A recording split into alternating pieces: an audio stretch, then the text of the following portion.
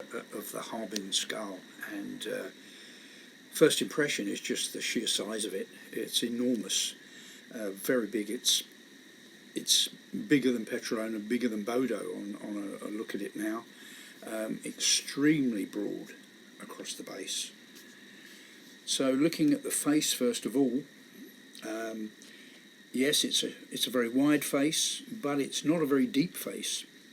So it's quite a short face, and it is relatively flat. The cheekbones are flattened, and they almost have a modern look to them. The upper face, of course, very broad, very strong suprabroad torus, but the torus, when scaled against the overall skull size, is not that huge.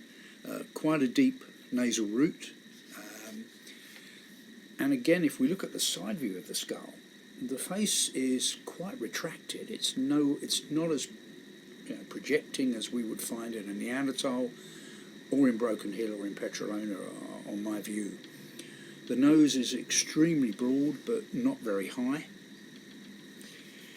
If we turn it over, you can see the tremendous breadth of the base of the skull, the breadth of the palate, the very large size of this molar, but at least a suggestion that the third molar was reduced in size from the surviving sockets.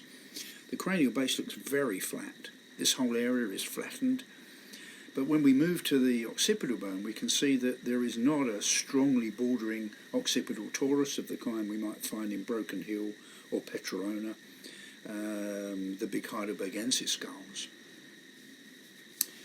The mastoid processes seem quite large, and when we look at the rear view, you can see that certainly there's no sign of a Neanderthal spherical shape. There's not parietal expansion in the upper parietal, but overall it's not a very primitive shape. It does seem to have cranial expansion. The brain size is obviously very large. We can see that again with the postorbital constriction is not strongly developed, so this is very encephalized. The temporal bones seem quite high, and the temporal lines are relatively low.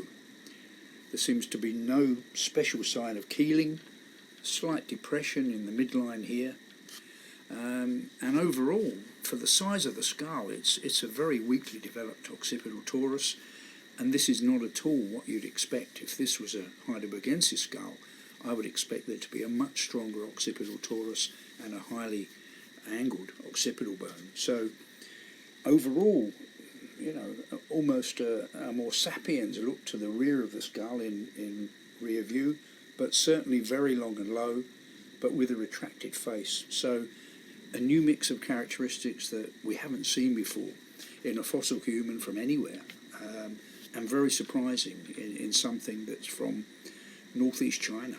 So a remarkable find.